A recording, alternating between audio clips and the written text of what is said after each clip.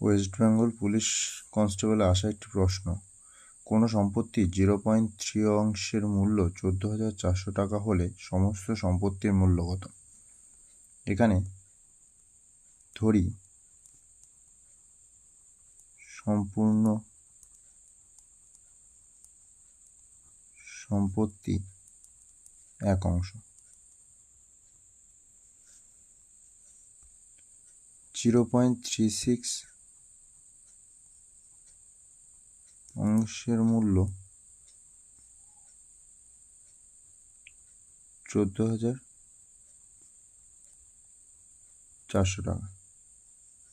তাহলে 1 অংশের মূল্য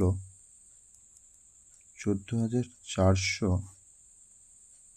ভাগ 0.36, এখানে দশমিক তুললে উপরে 100, 36 দিয়ে 140কে 36 4 যা 144 মাল্টিপ্লাই করলে 40,000।